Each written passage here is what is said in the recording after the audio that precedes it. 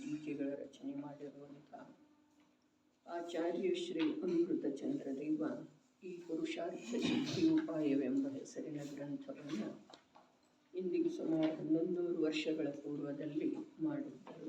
ಇದರ ಮೇಲೆ ಭಾಷಾ ಟೀಕೆಯನ್ನು ಬರೀತಾ ಪಂಡಿತ್ ಟೋಡರಮಲ್ಲರ ಕಾರ್ಯ ಪೂರ್ಣವಾಗುವ ಮೊದಲೇ ಬುದ್ಧಿವಶರಾಗಿ ಹೋಗುವುದರಿಂದ ಆ ಅಪೂರ್ಣ ಕಾರ್ಯವನ್ನು ದೌಲತ್ ರಾಮ್ ಕಾಸ್ಲಿವಾಲ್ ಅನ್ನುವಂಥ ಜ್ಞಾನಿ ಪುರುಷ ಪೂರ್ಣಗೊಳಿಸಿ ಕೃತಿ ಸಮಗ್ರ ರೂಪದಿಂದ ಲಭಿಸುವಲ್ಲಿ ಸಹಕರಿಸಿದ್ದಾರೆ.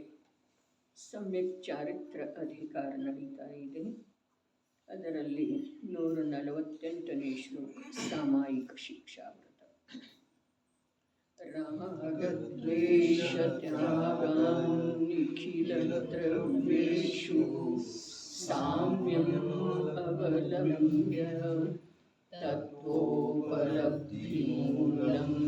ಬಹುಶಃ ಸಾಮಾಯಿಕಂ ಕಾರ್ಯಂ. ರಾಗದ್ವೇಷಗಳ ತ್ಯಾಗದಿಂದ ಸಮಸ್ತ ಇಷ್ಟ ಅನಿಷ್ಟ ಪದಾರ್ಥಗಳಲ್ಲಿ ಸಾಮ್ಯ ಭಾವವನ್ನು ಅಂಗೀಕಾರ ಮಾಡಿ ಆತ್ಮತತ್ವದ ಪ್ರಾಪ್ತಿಯ ಮೂಲ ಕಾರಣವಾದಂಥ ಸಾಮಾಯಿಕವನ್ನು ಬಹಳಷ್ಟು ಬಾರಿ ಮಾಡಬೇಕಾಗುವುದು. ಶ್ರಾವಕನ ಸಲುವಾಗಿ ಹೇಳ್ತಾ ಇದ್ದಾರೆ, ಬಹಳಷ್ಟು ಬಾರಿ ಆತ್ಮತತ್ವದ ಪ್ರಾಪ್ತಿಯ ಮೂಲ ಕಾರಣ ಸಾಮಾಯಿಕ. ಸಾಮಾಯಿಕ ಅಂತಂದ್ರೆ ಯಾರೋ ಆಚಾರ್ಯ ಭಗವಂತರ ಬರೆದಿರುವಂಥ ಪಾಠ ವಿಶೇಷ ಅಲ್ಲ. ಸಾಮಾಯಿಕ ಪಾಠ ಅನ್ನೋದು ಬೇರೆ, ಸಾಮಾಯಿಕ ಮಾಡೋದು ಬೇರೆ ಇದೆ. ಸಾಮಾಯಿಕ ಅಂದರೆ ಏನು? ಹಾಗಾದರೆ ಇಲ್ಲಿ ಹೇಳಿದ್ರಲ್ಲ, ರಾಗದ್ವೇಷಗಳ ತ್ಯಾಗದಿಂದ, ತ್ಯಾಗ ಮಾಡುವ ಮಾತು ಹೇಳಿಲ್ಲ, ತ್ಯಾಗದಿಂದ ಅಂದ್ರೆ ರಾಗದ್ವೇಷಗಳ ತ್ಯಾಗದಿಂದ, ಅದೇ ತ್ಯಾಗ ಆದದ್ದನೇ ಇದರ ಅಂಶ ರೂಪದಿಂದ. ಸಮ್ಯಕ್ ದರ್ಶನ ಎಲ್ಲಿ ಆಗಿದೆ ಜೀವನಿಗೆ, ಅಲ್ಲಿ ವಿಪರೀತ ಮನ್ನಣೆಗೆ ಸಂಬಂಧಿಸಿದ ರಾಗದ್ವೇಷ ಹೊರಟೋದು. ಅದರ ಜೊತೆಗಿನ ಅನಂತಾನುಬಂಧಿಗೆ ಸಂಬಂಧಿಸಿದ ಕಷಾಯ ಅರ್ಥಾತ್ ಕ್ರೋಧಮಾನ ಮಾಯಾ ಲೋಭನ ಅಲ್ಲ. ಕ್ರೋಧಮಾನ ಮಾಯಾ ಲೋಭಗಳೇ ರಾಗದ್ವೇಷ ರೂಪದಿಂದ ಕೂಡ ಜಿನಾಗಮದಲ್ಲಿ ಪ್ರತಿಪಾದಿಸಲ್ಪಡ್ತವೆ. ಅರೆ, ವಿಸ್ತಾರವಾಗಿ ಹೇಳಿದ್ರೆ 4 ಇದ್ದಾವೆ, 25 ಇದ್ದಾವೆ. ಅದರ ಸಂಕ್ಷೇಪವಾಗಿ ಹೇಳಿದ್ರೆ 2 ಇದ್ದಾವೆ, ಇನ್ನೂ ಸಂಕ್ಷೇಪವಾಗಿ ಹೇಳಿದ್ರೆ ಒಂದೇ ಇದೆ, ಮೋಹ.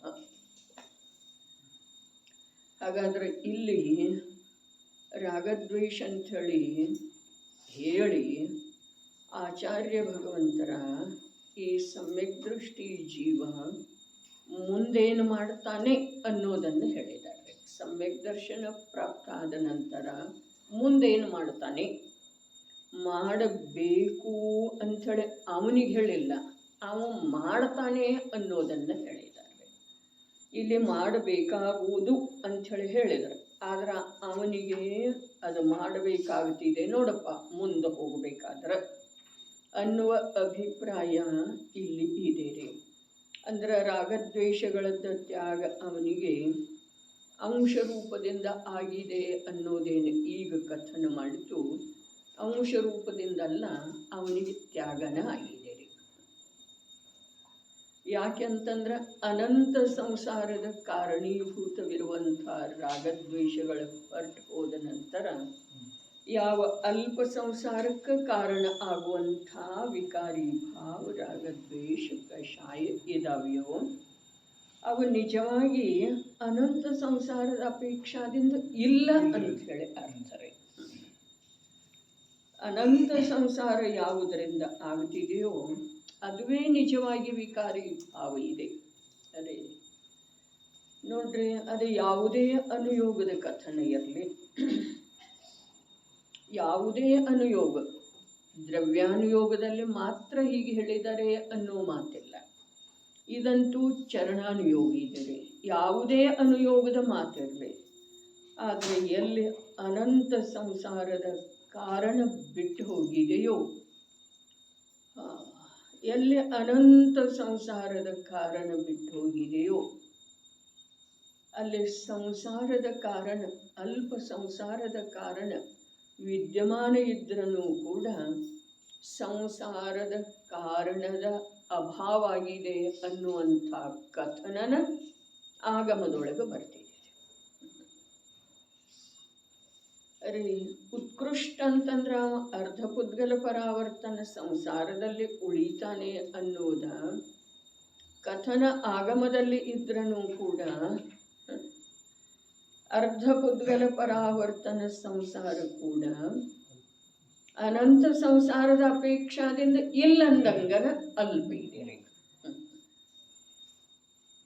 ಅಂದ್ರೆ ಇದರಿಂದ ನಮಗೆ ಲಕ್ಷ್ಯದೊಳಗೆ ಬರಬೇಕು, ನಮ್ಮಲ್ಲೇ ಇರುವಂಥ ವಿಪರೀತ ಮನ್ನಣೆ ಅದು ಎಂಥ ಸಂಸಾರದ ಕಾರಣ ಇದೆ. ಎಷ್ಟು ದೀರ್ಘ, ಅರೆ ದೀರ್ಘ ಅಲ್ಲ, ಅನಂತ ನಮ್ಮಲ್ಲೇ ಇರುವಂಥ ವಿಕಾರಿ ಭಾವ, ವಿಪರೀತ ಮನ್ನಣೆ, ಪರದ್ರವ್ಯಗಳ ಕುರಿತಾಗಿರುವಂಥ ಅಪನತ್ವದ ಭಾವ, ಕರ್ತೃತ್ವದ ಭಾವ, ಸ್ವಾಮಿತ್ವದ ಭಾವ, ಅನಂತ ಸಂಸಾರದ ಆಧಾರ ಇದೆ, ಪರಿಮಿತಿ ಇಲ್ಲ. ಬಂಧೇನೋ ನಿರ್ದಿಷ್ಟ ಕಾಲದ್ದ ಆಗುತ್ತಿದೆ ರೀ, ಕರ್ಮಗಳ ಬಂಧ ನಿರ್ದಿಷ್ಟ ಕಾಲದ್ದನ ಆಗ್ತಿದೆ. ಆದ್ರೆ ಆ ಕರ್ಮಗಳ ಬಂಧಕ್ಕೆ ಯಾವದ ವಿಕಾರಿ ಭಾವ, ವಿಪರೀತ ಭಾವ, ಕಲುಷಿತ ಭಾವ, ದೋಷ ರೂಪದ ಭಾವ, ಅಪರಾಧ ರೂಪದ ಭಾವ ಇದೆಯೋ ಅದು ಅನಂತ ಸಂಸಾರದ ಆಧಾರ. ಗಂಭೀರವಾಗಿ ಆಲೋಚನೆ ಮಾಡುವಂಥ ಮಾತಿದೆ. ಯಾವ ಭಾವ, ಯಾವ ಭಾವ, ಯಾವುದನ್ನು ಲೋಕದೊಳಗ ಶುಭ ಭಾವ ಅಂತಾರೋ, ಯಾವುದನ್ನು ಆಗಮದೊಳಗೂ ಕೂಡ ಪ್ರಸಂಗಾನುಸಾರ, ಭೂಮಿಕೆಗೆ ಅನುಸಾರ ಶುಭ ಭಾವ ಅಂದಿದಾರೋ, ಲೋಕದೊಳಗಂತೂ ಶುಭ ಭಾವ ಅಂತಾರೆ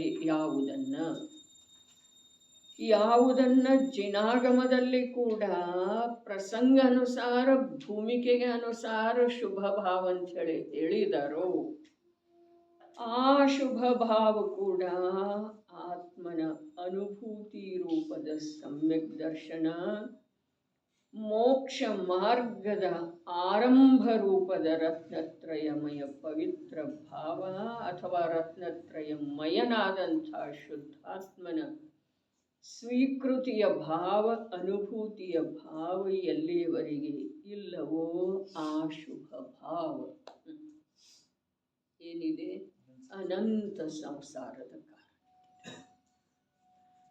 ಅದಕ್ಕೆ ಯಾರಿಗೆ ಸಂಸಾರದೊಳಗೆ ದುಃಖ ಇದೆ ಅನ್ನೋದು ಕಂಡು ಬಂದಿದೆಯೋ, ಯಾರ ಅಂತರಂಗ ಸಂಸಾರದೊಳಗೆ ದುಃಖ ಇರುವುದರ್ದ ಒಪ್ಪಿಕೊಂಡಿದೆಯೋ, ನಿರ್ಣಯ ಮಾಡಿದೆಯೋ, ಅವರ ಸಮಯಕ್ಕೆ ಆಗ್ತಾ ಇರುವಂಥ ಶುಭ ಅಶುಭ ಭಾವಗಳ ಫಲವನ್ನು ತಿಳಿದುಕೊಂಡು ಶುದ್ಧ ಸ್ವಭಾವದ ಸ್ವೀಕಾರದ ಸಲುವಾಗಿ ಉದ್ಯಮ ಮಾಡೋದ ಅತ್ಯಂತ ಅವಶ್ಯಕ, ಅನಿವಾರ್ಯ ಇದೆ. ಯಾರಿಗೆ ಸಂಸಾರದ ದುಃಖ ಕಂಡು ಬಂದಿದೆಯೋ ಅವರಿಗೆ, ಯಾರಿಗೆ ಸಂಸಾರದಲ್ಲಿ ತನ್ನ ಕರ್ತವ್ಯಗಳದ್ದ ಇನ್ನೂ ಅವಶ್ಯಕತೆ ಅನ್ನಿಸ್ತಾ ಇದೆಯೋ ಅವರಿಗೆ ಈ ಮಾತ ತಿಳಿದು ಬರೋದು ಸಾಧ್ಯ ಇಲ್ಲ. ಸಂಸಾರದೊಳಗೆ ಈ ಜೀವದ ಕರ್ತವ್ಯ ಏನು ನಡೆಯೋದಿದೆ, ಏನು ಮಾಡೋದಿದೆ ಕರ್ತವ್ಯ ಯಾವ ದ್ರವ್ಯದೊಳಗೆ, ಸಂಸಾರ ಅರ್ಥಾತ್ ಪರದ್ರವ್ಯದೊಳಗೆ ಏನು ಮಾಡೋದಿದೆ ಹೇಳ್ರಿ. ಏನು ಮಾಡುವುದರಿಂದ ಇವನಿಗೆ ಆತ್ಮನ ಅನುಭೂತಿ ರೂಪದ ಮೋಕ್ಷ ಮಾರ್ಗ ಸಿಗೋದು ಸಾಧ್ಯ. ಮಾತು ಗಂಭೀರತೆಯಿಂದ ಯೋಚನೆ ಮಾಡುವಂಥದ್ದು ಇದೆ.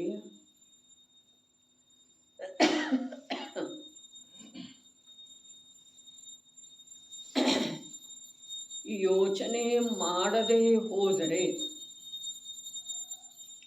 ಅನಂತ ಸಂಸಾರದ ಸ್ವರೂಪವನ್ನ ಇವ ಅಲ್ಲಗಳೆಯೋದು ಸಾಧ್ಯನೇ ಇಲ್ಲ.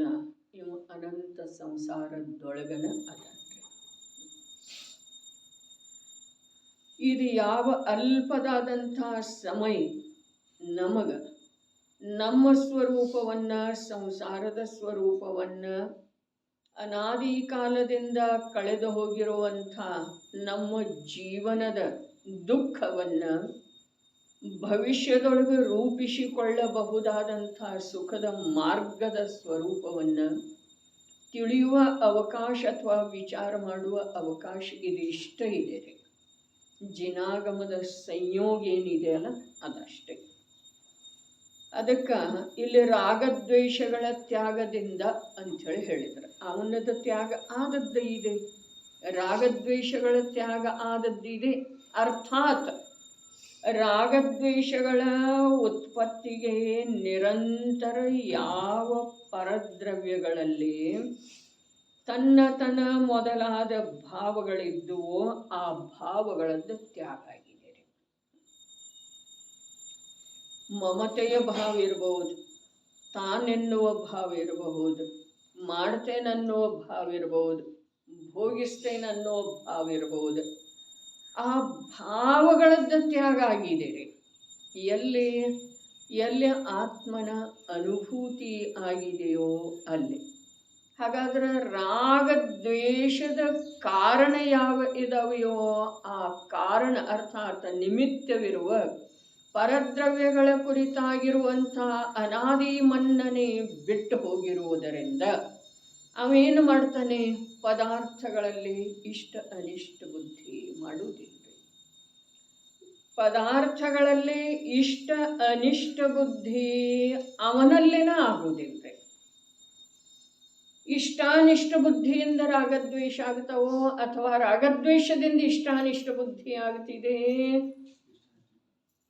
ಪದಾರ್ಥಗಳಲ್ಲೇ ಇಷ್ಟಾನಿಷ್ಟ ಬುದ್ಧಿ ಇರುವುದರಿಂದ ಜೀವನಿಗೆ ರಾಗದ್ವೇಷ ಆಗ್ತಾವೆಯೋ ಅಥವಾ ರಾಗದ್ವೇಷದ ಸತ್ತಾ ಜೀವದೊಳಗೆ ಇರುವುದರಿಂದ ಪದಾರ್ಥಗಳಲ್ಲಿ ಇಷ್ಟಾನಿಷ್ಟ ಬುದ್ಧಿ ಆಗ್ತಿದೆ. ರಾಗದ್ವೇಷ ಇರುವುದರಿಂದ ಇಷ್ಟಾನಿಷ್ಟ ಬುದ್ಧಿ ಆಗ್ತಿದೆ. ಇಷ್ಟಾನಿಷ್ಟ ಬುದ್ಧಿಗೆ ಕಾರಣ ನಮ್ಮ ವಿಕಾರ ಇದೆ, ನಮ್ಮ ರಾಗ ಅಥವಾ ದ್ವೇಷ. ಅರೇ ಅದನ್ನು ರಾಗದ್ವೇಷ ಅನ್ರಿ, ಅದನ್ನು ಮೋಹ ಅನ್ರಿ, ಅದನ್ನು ನಂದು ಅನ್ನೋದನ್ರಿ, ಅದನ್ನು ನಾನು ಅನ್ನೋದನ್ರಿ. ಅದರಿಂದ ಇಷ್ಟಾನಿಷ್ಟ ಮೂಲ ಇಷ್ಟ ಇದೆ.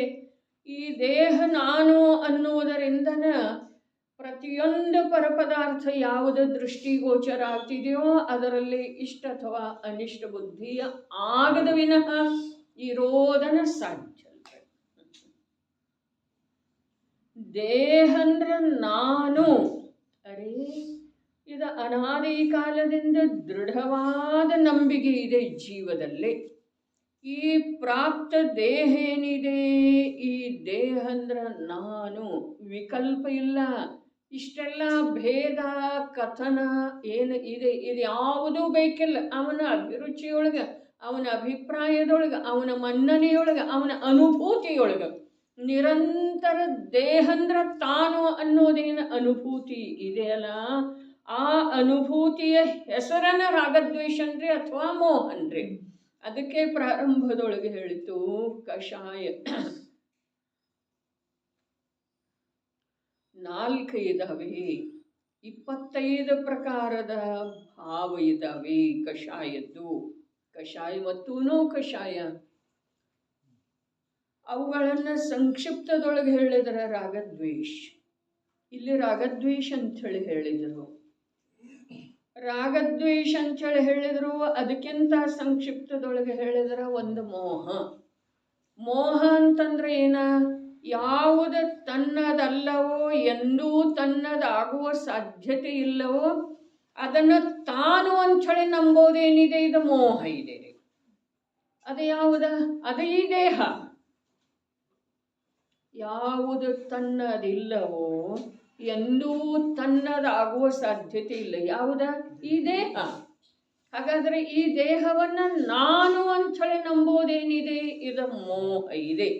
ಆದರೆ ಇಲ್ಲಿ ರಾಗದ್ವೇಷ ಶಬ್ದ ಪ್ರಯೋಗ ಮಾಡಿದ್ದಾರೆ. ರಾಗದ್ವೇಷ ಶಬ್ದ ಪ್ರಯೋಗ ಯಾಕೆ ಮಾಡಿದ್ದಾರೆ ಅಂತಂದ್ರ, ದೇಹದೊಳಗ ಸಂಯೋಗ ರೂಪದ ಜಡ ಪದಾರ್ಥದೊಳಗ, ಕರ್ಮ ನಿರ್ಮಿತ ದೇಹದೊಳಗ ಪ್ರೀತಿಯ ಭಾವ ಏನಿದೆ ಅದ ಆತ್ಮನ ಕುರಿತು ದ್ವೇಷದ ಭಾವ ಇದೆ ಅಂಥೇಳಿ ರಾಗದ್ವೇಷದ ತ್ಯಾಗ ಅಂಥೇಳಿ ಹೇಳಿದ. ಎಲ್ಲೆಲ್ಲ ದ್ವೇಷ ರಾಗ ಅಂತ ಬರುವುದಿಲ್ರಿ, ರಾಗದ್ವೇಷ ಅಂತ ಬರ್ತಿದೆ. ರಾಗ ಈ ಜೀವದ ಈ ದೇಹದ ಮೇಲೆ ರಾಗ ಇದೆ ರೀ, ಪ್ರೀತಿ ಇದೆ. ಪ್ರೀತಿ ಇದೆ. ಪ್ರೀತಿ ಅರ್ಥಾತ್ ನಾನು ಅನ್ನುವ ಭಾವ. ರಾಗ ಇರುವುದರಿಂದನ ಆತ್ಮನ ಕುರಿತು ದ್ವೇಷ ಇದೆ ರೀ. ಆತ್ಮನ ಕುರಿತು ಏನು ದ್ವೇಷ ಇದೆ? ಇದರ ಸೌಖ್ಯವನ್ನ ಸತತ ಬಯಸ್ತಾನೆ, ಅದರ ಲಕ್ಷಣ ಇಲ್ಲ. ಇದು ದ್ವೇಷ ಇದೆ ರೀ. ದ್ವೇಷ ಅಂದ್ರೆ ಏನ? ಅದರ ಕಡೆ ನೋಡೋದನೇ ಇಲ್ಲ. ದ್ವೇಷ ಅಂದ್ರೆ ಏನ? ಅದಕ್ಕೆ ಸಂಬಂಧಿಸಿದ ಹಾಗೆ ಕಥನದ ಶ್ರವಣ ಯೋಗ ದೊರಕಿದರನೂ ಕೂಡ ಅದರ ವಿಚಾರ ಉತ್ಪನ್ನನ ಆಗೋದಿಲ್ಲ. ಹೌದಾ? ನಾನು ಚೈತನ್ಯ ಸ್ವರೂಪ ಇದ್ದೇನೆ, ಅರೂಪಿ ತತ್ವ ಇದ್ದೇನೆ, ಇರಬಹುದೇನಾ ಅನ್ನುವ ಒಂದು ಸಂದೇಹಾತ್ಮಕ ವಿಚಾರಕ್ಕೂ ಕೂಡ ಆರಂಭ ಆಗಿಲ್ಲ.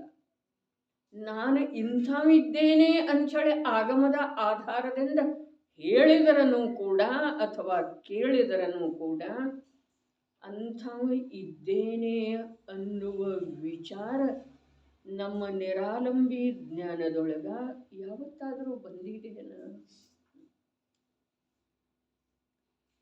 ನಾನು ಈ ದೇಹದಿಂದ ಭಿನ್ನ ಇದ್ದೇನೆ. ಅರೆ, ದೇಹದಿಂದ ಭಿನ್ನ ಇದ್ದೇನೆ. ಈ ದೇಹವನ್ನು ಒಂದು ದಿವಸ ಬಿಟ್ಟು ಹೋಗಬೇಕಾಗೋದಾ?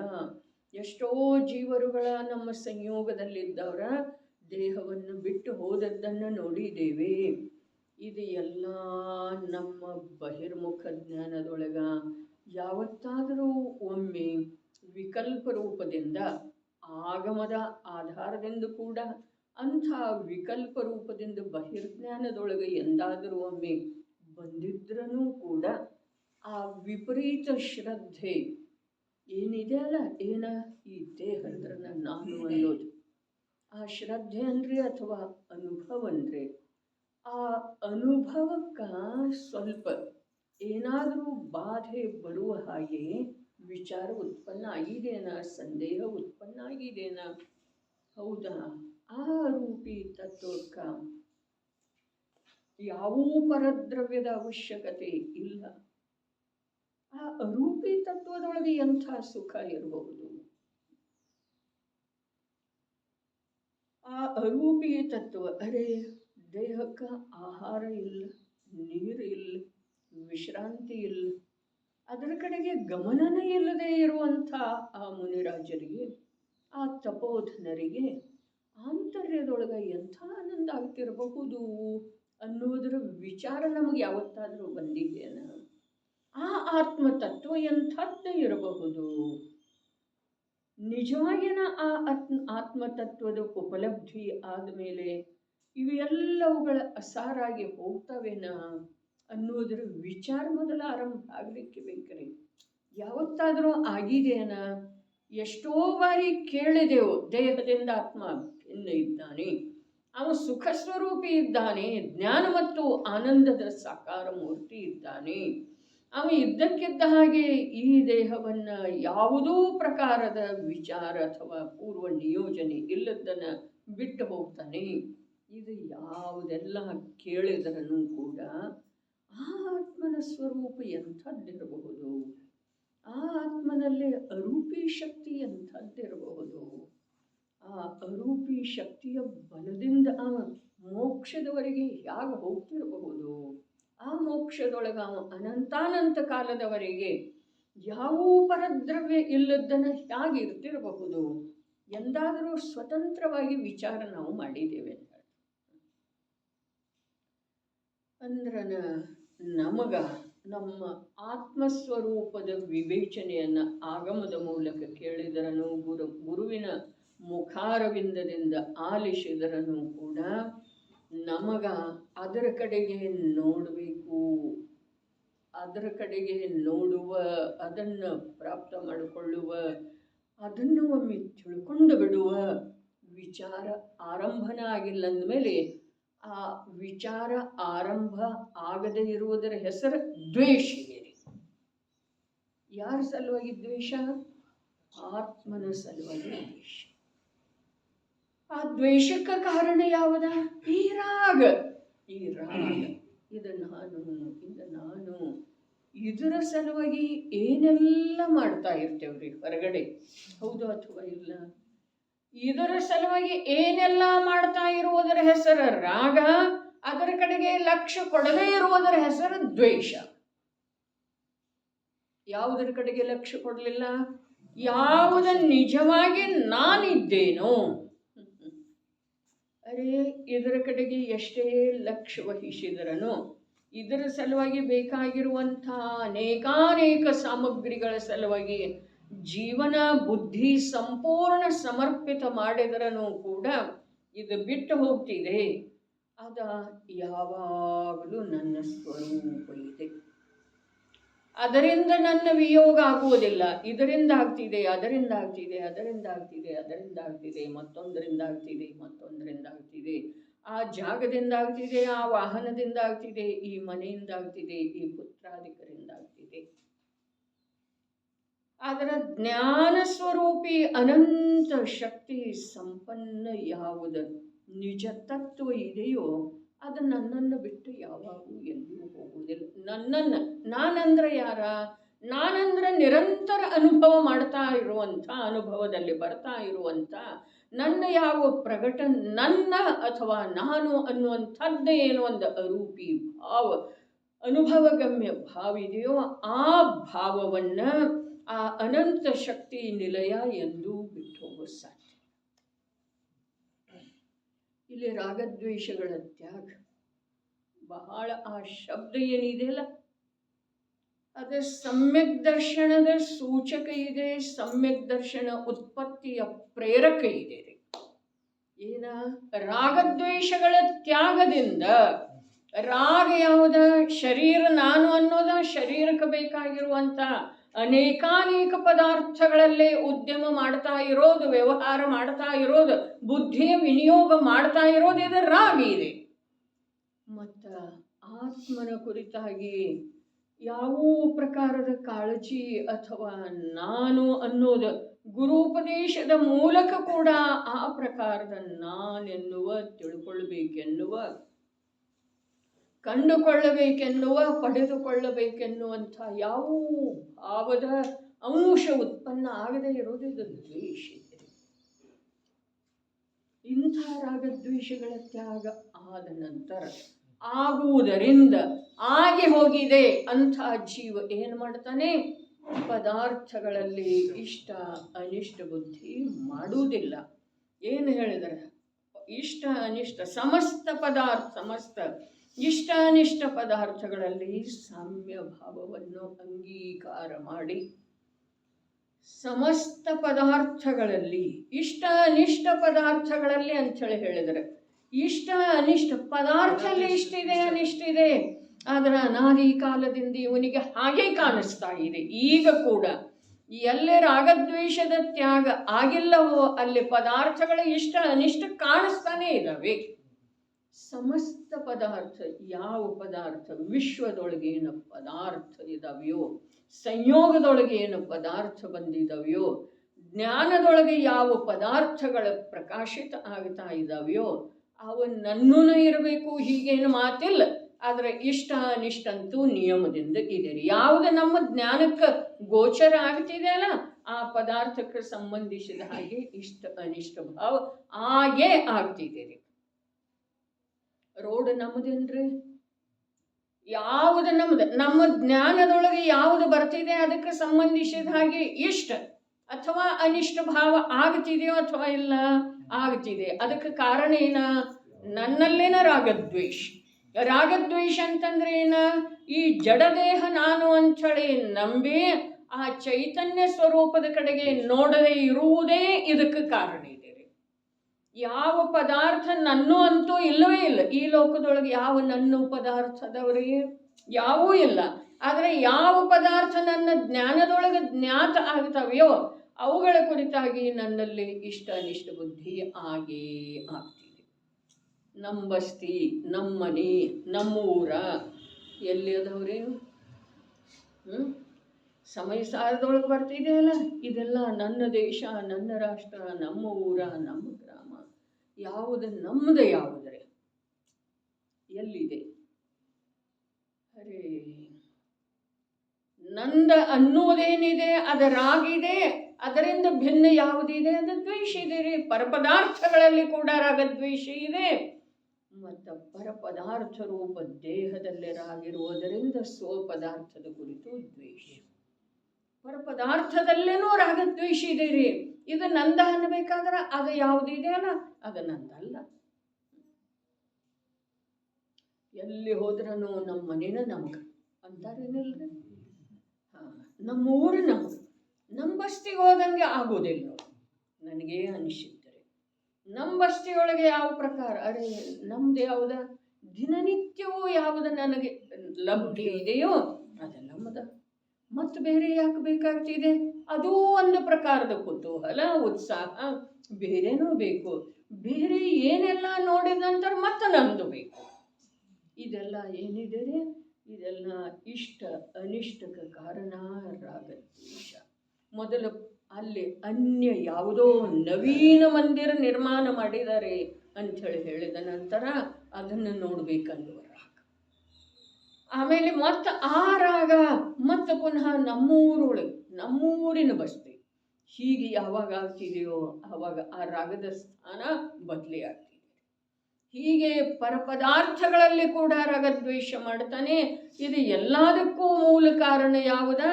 ಪರದಿಂದ ಸ್ವದ ಭಿನ್ನತೆ, ಸ್ವದ ಪರಿಚಯ, ಸ್ವದ ಅನುಭೂತಿ ಇವನಿಗೆ ಆಗದೆ ಇರುವುದೇ ಏನಿದೆ? ರಾಗದ್ವೇಷದ ಉತ್ಪತ್ತಿಗೆ ಕಾರಣ ಇದೆ.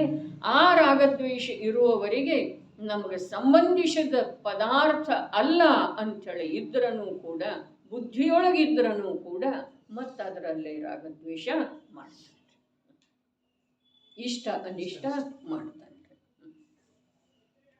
ಅರೆ, ಸಮಸ್ತ ಇಷ್ಟ ಅನಿಷ್ಟ ಪದಾರ್ಥಗಳಲ್ಲಿ ಪದಾರ್ಥ ಇಷ್ಟ ಅನಿಷ್ಟ ಇಲ್ಲ. ಆದರೆ ಇವನಿಗೆ ಸ್ವದ ಪರಿಚಯ ಅನುಭೂತಿ ಎಲ್ಲಿಯವರೆಗೆ ಇಲ್ಲ, ಅಲ್ಲಿ ಪದಾರ್ಥಗಳಲ್ಲಿ ಇಷ್ಟ ಅನಿಷ್ಟ ಇವನಿಗೆ ಇರೋದೇ ಇರೋದು. ಸಾಮ್ಯ ಭಾವವನ್ನು ಅಂಗೀಕಾರ ಮಾಡಿ, ಅರೆ ಎಂಥ ಕ್ರಮ ಹೇಳಿದ್ದಾರೆ ನೋಡ್ರಿ. ರಾಗದ್ವೇಷದ ತ್ಯಾಗದಿಂದ ಏನಂದ್ರು? ಅಲ್ಲಿ ಮಿಥ್ಯಾತ್ವ ಬಿಟ್ಟು ಹೋಗಿದೆ ಏನ್ರಿ? ಸಮಸ್ತ ಇಷ್ಟ ಅನಿಷ್ಟ ಪದಾರ್ಥಗಳಲ್ಲಿ ಸಾಮ್ಯ ಭಾವದ ಅಂಗೀಕಾರ ಮಾಡೋದೇನು ಹೇಳಿದರು? ಅಲ್ಲಿ ಆ ಸ್ವಪದಾರ್ಥದಲ್ಲಿ ಸ್ಥಿರತೆಯ ಉದ್ಯಮ ಆರಂಭ ಆಗಿದೆ. ಮಿಥ್ಯಾತ್ವ ಬಿಟ್ಟು ಹೋಗಿದೆ, ಅರ್ಥಾತ್ ಸ್ವ ಮತ್ತು ಪರಗಳಲ್ಲೇ ಸ್ಪಷ್ಟ ಭಿನ್ನತೆಯ ಅನುಭೂತಿಪೂರ್ವಕ ಜ್ಞಾನ ಆದದ್ದಿದೆ. ಅದರ ನಂತರ ಸಾಮ್ಯ ಭಾವ ಅರ್ಥಾತ್ ಆ ಅನುಭೂತಿಯ ಬಲದಿಂದ ಆ ನಿಜಾತ್ಮನಲ್ಲಿನ ಉಪಯೋಗವನ್ನು ಸ್ಥಿರ ಮಾಡುವ ಸಲುವಾಗಿ ಸಾಮ್ಯ ಭಾವದ ಅಂಗೀಕಾರ ಮಾಡಿದ್ದಾನೆ. ಮುಂದೆ ಹೇಳ್ತಾರೆ, ಆತ್ಮತತ್ವದ ಪ್ರಾಪ್ತಿಯ ಮೂಲ ಕಾರಣವಾದಂಥ ಸಾಮಾಯಿಕ. ಅದು ಆತ್ಮತತ್ವದ ಪ್ರಾಪ್ತಿ ಮತಿ ಅಂಥದ್ರೆ ಮೊದಲಂತೂ ಮಿಥ್ಯಾತ್ವ ಬಿಟ್ಟು ಹೋಗಿ ಆತ್ಮನ ಅನುಭೂತಿ ಆದದ್ದಿದೆ, ಸಮ್ಯಕ್ ದರ್ಶನ ಆದದ್ದಿದೆ. ಮೊದಲನೇ ಶಬ್ದದೊಳಗನೆ ಏನ ರಾಗದ್ವೇಷಗಳ ತ್ಯಾಗದಿಂದ ತಿಳಿತೇನ್ರಿ. ಇಲ್ಲೇನಾದದ್ದು ಇದೆ, ಆತ್ಮನ ಅನುಭೂತಿ ರೂಪದ ಸಮ್ಯಕ್ ದರ್ಶನ ಆದದ್ದು ಇದೆ. ತಿಳಿತೇನ್ರಿ. ಒಂದು ಪದ ಕಂಡು ಎರಡನೇದ್ರೊಳಗೆ ಏನು ಹೇಳಿದ್ರು, ಸಮಸ್ತ ಇಷ್ಟ ಅನಿಷ್ಟ ಪದಾರ್ಥಗಳಲ್ಲಿ ಸಾಮ್ಯ ಭಾವದ ಅಂಗೀಕಾರ ಮಾಡೋದು. ಇಲ್ಲೇನಿದೆ, ಇಲ್ಲಿ ಎರಡು ಅವಸ್ಥೆಗಳ ಮಾತು ಇದೆ. ಪಂಚಮ ಗುಣಸ್ಥಾನದ್ದು ಮಾತಿದೆ ಮತ್ತು ಆತ್ಮ ನಿಮಗ್ನತೆಯಿಂದ ಹೊರಗೆ ಉಳಿದಿರುವಂಥ ಆರನೇ ಗುಣಸ್ಥಾನದ್ದು ಮಾತಿದೆ. ತಿಳಿತೇನ. ಇನ್ನು ಮುಂದೇನು ಹೇಳ್ತಾರೋ, ಆತ್ಮತತ್ವದ ಪ್ರಾಪ್ತಿಯ ಮೂಲ ಕಾರಣವಾದಂತಹ ಸಾಮಾಯಿಕ. ಇನ್ನು ಮತ್ತು ಆತ್ಮತತ್ವದ ಪ್ರಾಪ್ತಿ ಏನಾಗೋದಿದೆ, ಇನ್ನೇನಾಗೋದಿದೆ? ಅರೆ, ನಿಜವಾಗಿ ಆತ್ಮತತ್ವದ ಪ್ರಾಪ್ತಿ ಏಳನೇ ಗುಣಸ್ಥಾನದಿಂದ ಮುಂದಿನ ಸಮಸ್ತ ಗುಣಸ್ಥಾನಗಳು ಏನಿದಾವೆ ಅದು ಆತ್ಮತತ್ವದ ಪ್ರಾಪ್ತಿ ಇದೆ. ಅದರಲ್ಲೇ ಒಂದು ಇದೆ ಸಾಧಕ ದಶ, ಇನ್ನೊಂದು ಇದೆ ಸಾಧ್ಯ ದಶ. ಏನು ಹೇಳ್ತು, ಆತ್ಮತತ್ವದ ಪ್ರಾಪ್ತಿ ಸಂಯೋಗ ಇರುವೆಳೆದೊಳಗೆ, ದೇಹ ಇರುವೆಳೆದೊಳಗೆ, ದ್ರವ್ಯ ಕರ್ಮ ಇರುವೆಳೆದೊಳಗೂ ಕೂಡ ಆತ್ಮತತ್ವದ ಪ್ರತ್ಯಕ್ಷ ಅನುಭೂತಿ ಯಾವ 7, 8, 9, 10, 11 ಅಥವಾ 12 ಯಾವ ಗುಣಸ್ಥಾನಗಳಲ್ಲಿ ಎಲ್ಲ ಆ ಪ್ರತ್ಯಕ್ಷ ಅನುಭೂತಿ ಆಗ್ತಿದೆಯಲ್ಲ ಅದು ಆತ್ಮತತ್ವದ ಪ್ರಾಪ್ತಿ. ಮತ್ತು 12ನೇ ಗುಣಸ್ಥಾನದ ಉಲ್ಲಂಘನೆ ಆಗಿ ಪರಮಾತ್ಮ ದಶೆಯನ್ನು ಪ್ರಾಪ್ತ ಆಗ್ತಿದೆಯಲ್ಲ ಅದು ಆತ್ಮತತ್ವದ ಪ್ರಾಪ್ತಿ. ಈಗ ಹೇಳ್ರಿ, ಮೊದಲನೇ ಪದಖಂಡದೊಳಗೆ ಏನಾಯ್ತು, ಅನಾದಿ ಸಂಸಾರದ ಕಾರಣವಿರುವಂಥ ವಿಪರೀತ ಮನ್ನನೆ ಮಿಥ್ಯಾತ್ವ ಹೊರಟೋಯ್ತು. ಎರಡನೇ ಪದಖಂಡದೊಳಗೆ ಏನಾಯ್ತು, ಸಾಧಕ ದಶ 5ನೇ ಮತ್ತು 6ನೇ ಗುಣಸ್ಥಾನ ಯೋಗ್ಯ ಮಾತಾಯ್ತು. ಸಾಮ್ಯ ಭಾವದ ಅಂಗೀಕಾರ ಮುನಿರಾಜರು ಮಾಡ್ತಾರೇನ, ಶ್ರಾವಕನೂ ಮಾಡ್ತಾನ್ರಿ. ಶ್ರಾವಕ ಮಾತ್ರ ಮಾಡ್ತಾನೋ ಏನು ಮುನಿರಾಜರು ಮಾಡ್ತಾರ್ರಿ. ಅವರಿಗೂ ಸಂಯೋಗಿ ಪದಾರ್ಥಗಳದ ಸಂಯೋಗ ಆಗ್ತಿದೆ. ಅವರಿಗೂ ಸಚೇತನ ಅಚೇತನ ಪದಾರ್ಥಗಳದ ಸಂಯೋಗ ಅವರಿಗೂ ಆಗ್ತಿದೆ. ಶ್ರಾವಕರದ, ಭಗವಂತರದ, ಮುನಿಗಳದ್ದ ಸಂಯೋಗ ಅವರಿಗೂ ಪ್ರಾಪ್ತ ಆಗ್ತಿದೆ.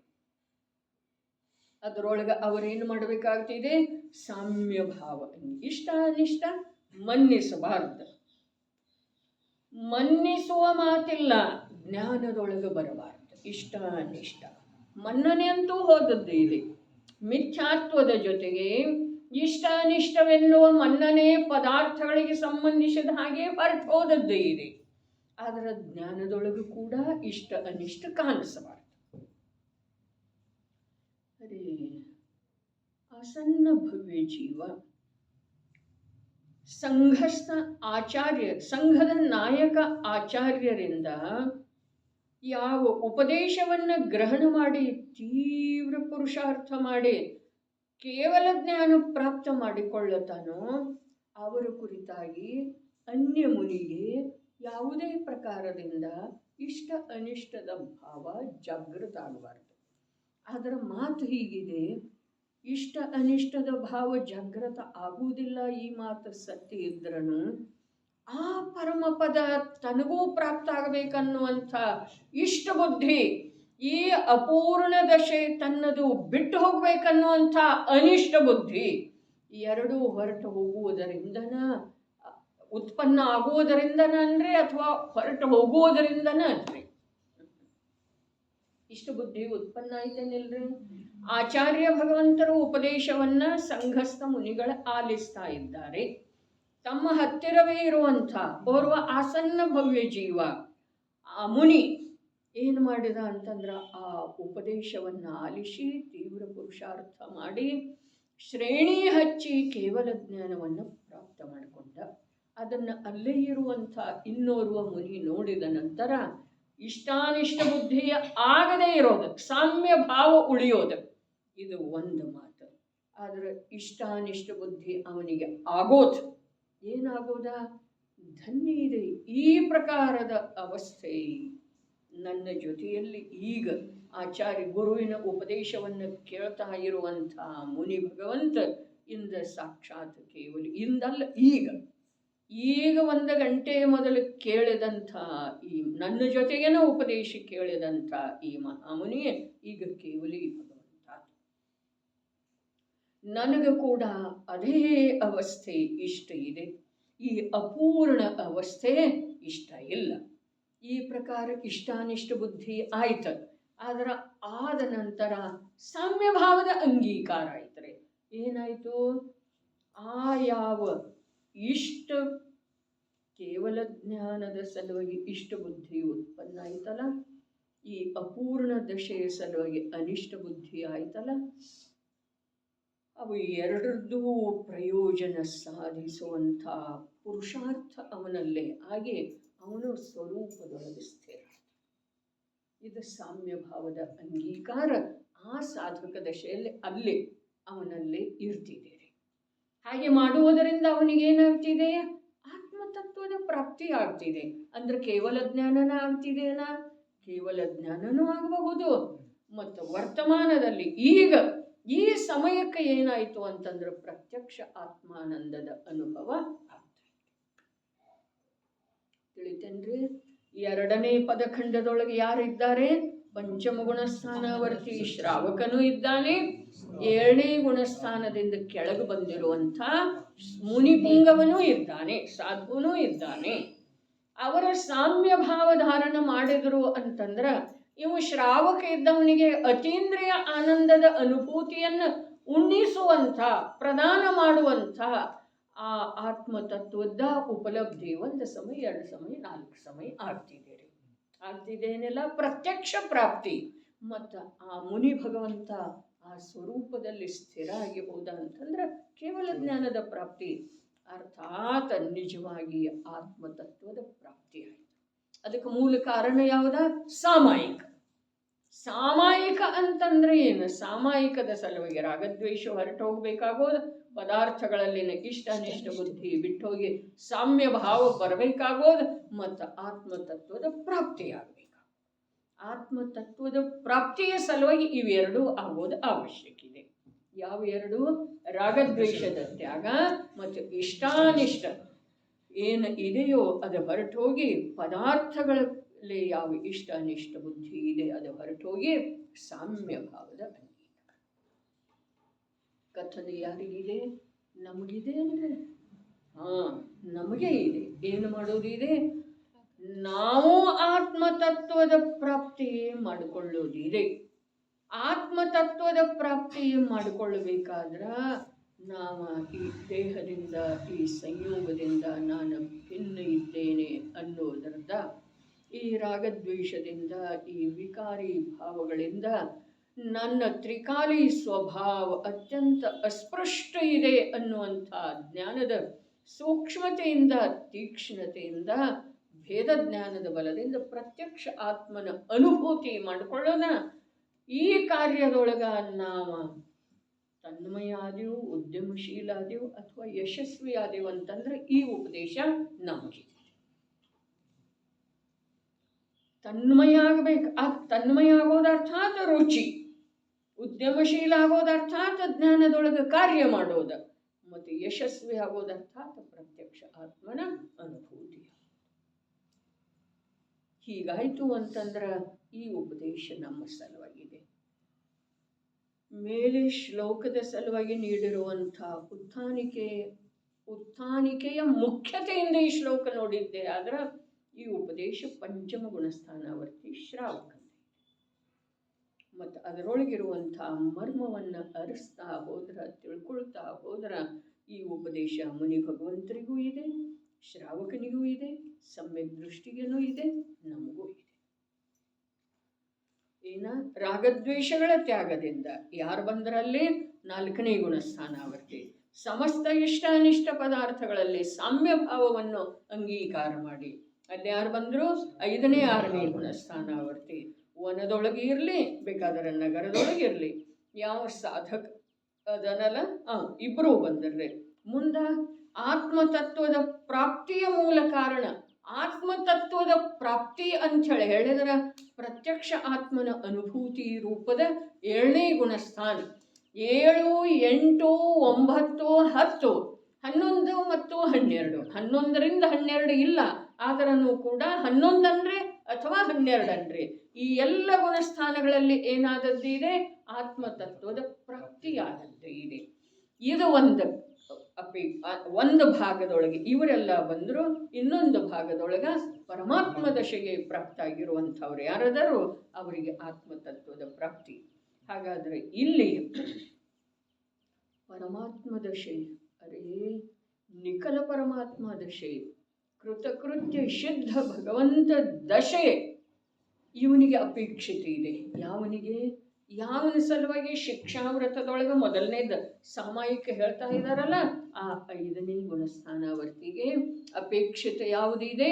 ಶುದ್ಧ ದಶೆ, ಕೃತಕೃತ್ಯ ಶುದ್ಧ ದಶೆ. ಅಲ್ಲೇ ಪ್ರಾಪ್ತ ಆಗಿದೆ. ಏನ? ಆತ್ಮತತ್ವದ ಪ್ರಾಪ್ತಿ ಅಲ್ಲೇ ಆದದ್ದಿದೆ, ಸಂಪೂರ್ಣ ರೂಪದಿಂದ ಆದದ್ದಿದೆ. ಅಲ್ಲಿಂದ ಮತ್ತೆ ಪುನಃ ಬಿಟ್ಟು ಹೋಗೋದ ಸಾಧ್ಯನೇ ಇಲ್ಲ. ಹಾಗಾದರೆ ಇವ 4 ಶಿಕ್ಷಾವ್ರತದ ಅಂಗೀಕಾರ ಮಾಡ್ತಾನಲ್ಲ ಯಾವ? ಸಮ್ಯಕ್ ದೃಷ್ಟಿ ಗೃಹಸ್ಥ ಜೀವ. ಅವನ ಧ್ಯೇಯ ಏನಿದೆ ರೇ? ಆತ್ಮತತ್ವದ ಪ್ರಾಪ್ತಿ. ಆತ್ಮತತ್ವದ ಪ್ರಾಪ್ತಿ ಆ ಉದ್ದೇಶದಿಂದನ ಅವನು ಸಾಮಾಯಿಕ ಅನ್ನುವಂಥ ಶಿಕ್ಷಾವ್ರತದ ಅಂಗೀಕಾರ. ತಿಳಿತು ಅಂದುಕೊಳ್ಳುತ್ತೇನೆ. ಯಾವುದರ ಸಲುವಾಗಿ ಶಿಕ್ಷಾವ್ರತ ಅಂಗೀಕಾರ ಮಾಡ್ತಾನೋ? ಆತ್ಮತತ್ವದ ಪ್ರಾಪ್ತಿಯ ಮೂಲ ಕಾರಣ. ಅರೆ ಈ ಶಿಕ್ಷಾವ್ರತ ಸಾಮಾಯಿಕ ಇದ್ದ ಕಾರಣ ಆ ಸಾಮಾಯಿಕದ ಅಂಗೀಕಾರ ಎಷ್ಟು ಬಾರಿ ಅಂಥೇಳಿ ಹೇಳಿದರು. ಬಹಳಷ್ಟು ಬಾರಿ ಅಂಥೇಳಿ ಹೇಳ್ತಾನೆ. ಸಾಮಾಯಿಕ ಎಷ್ಟು ಬಾರಿ ಮಾಡೋದ್ರೆ? 3 ಬಾರಿ ಅಂತೂ ಹೇಳಿದ್ದಾರೆ. 3 ಬಾರಿ ಮಾಡಿದ ನಂತರ ಮುಗೀತಂದ್ರೆ ಅವನಿಗೆ ಮತ್ತೆ ಮಾಡ್ಬೇಕನ್ಸಿದ್ರೆ ಮಾಡೋದೇನಿಲ್ಲ. ಏನಾಗೀತು ಅನ್ನೋದ್ರೆ ಆಗೀತಲ್ಲ, ಸಾಮಾಯಿಕ ಮಾಡಿ ಆಯಿತು. ಅರೇ ಯಾರಿಗೆ ಸಾಮಾಯಿಕ ಮಾಡುವ ಸಲುವಾಗಿ ಸಾಮಾಯಿಕ ಮಾಡೋದಿದೆ ಅವ್ರ ಮಾತಾಯ್ತಾರೆ.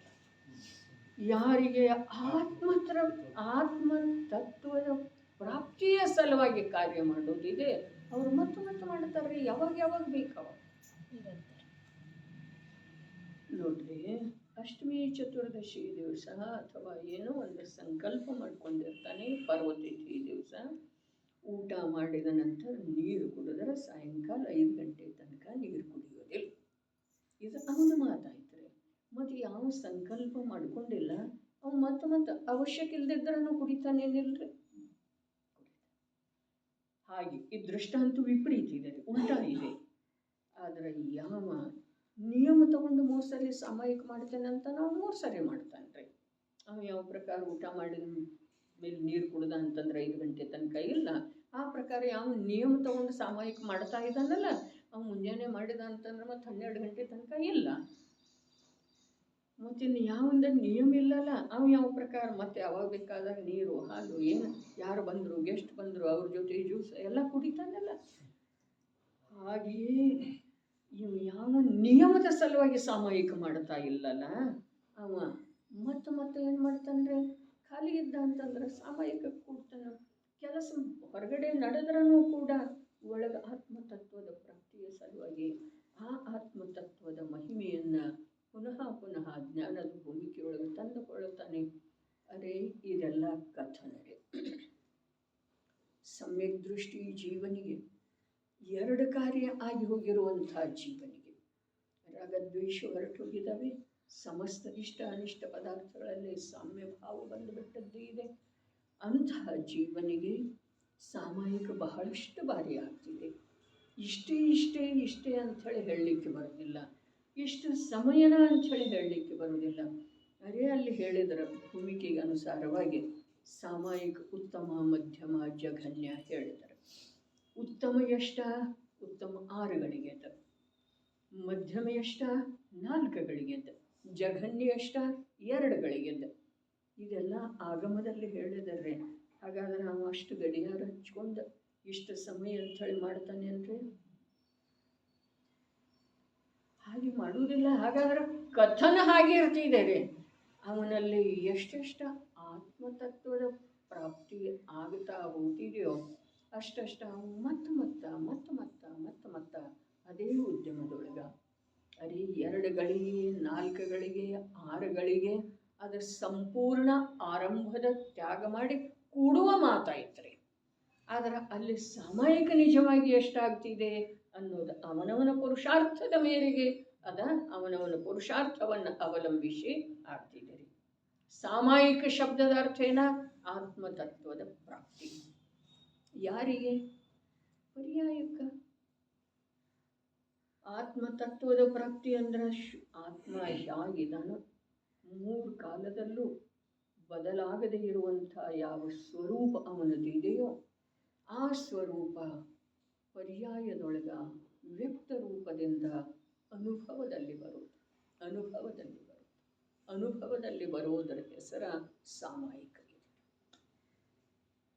ಆ ಸಾಮಾಯಿಕದ ಸಲುವಾಗಿ ನಾವು ಆಗಮ ಭಾಷೆಯಲ್ಲಿ ನೋಡಿದರೆ ಮಿಥ್ಯಾತ್ವ ಮತ್ತು ಅನಂತಾನುಬಂಧಿ ಹೊರಟು ಹೋಗಬೇಕು ಮತ್ತು ಅಪ್ರತ್ಯಾಖ್ಯಾನ ಆವರಣ ಏನಿದೆ ಅದು ಸಂಪೂರ್ಣ ರೂಪದಿಂದ ನಿಸ್ಸತ್ವವಾಗಬೇಕು. ಆವಾಗ ಆಗಮದ ಶಬ್ದದ ಮೂಲಕ ಹೇಳಿದರೆ ಹೀಗೆ, ಮತ್ತು ಅಧ್ಯಾತ್ಮ ಶಬ್ದದ ಮೂಲಕ ಹೇಳಿದರೆ ಎಲ್ಲಿ ಆತ್ಮಾನುಭೂತಿ ಆಗಿದೆಯೋ ಅಲ್ಲಿ ಈ ಸಾಮಾಯಿಕ ರೂಪದ ಯಾವ ಉದ್ಯಮ ಇದೆ ಅದು ನಿರಂತರ ನಡೆದದ್ದೇ ಇರ್ತಿದೆ.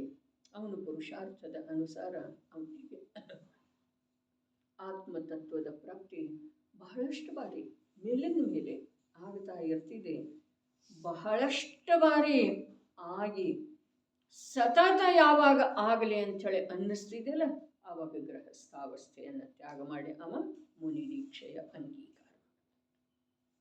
ಬಹಳಷ್ಟು ಬಾರಿ ಆಗ್ತಾ ಇದ್ದರೂ ಸತತ ಆಗಲಿ ಅನ್ನುವಂಥದ್ದು ಯಾವಾಗ ಭಾವನೆ ಜಾಗೃತ ಆಗ್ತಿದೆ, ಬೇಡಿಕೆ ಅಥವಾ ಆ ಪ್ರಕಾರದ ಪುರುಷಾರ್ಥ ಅವನಲ್ಲಿ ಪಕ್ವಾಗ್ತಿದೆ, ಆಗ ಅವ ಗೃಹಸ್ಥಾವಸ್ಥೆಯನ್ನು ಬಿಟ್ಟ ನಗ್ನ ದಿಗಂಬರ ಮುನಿಯಾಗಿ ಹೋಗ್ತಾನೆ. ನಿರಂತರ ಸಾಮಾಯಿಕ ಮಾಡುವ ಸಲುವಾಗಿ.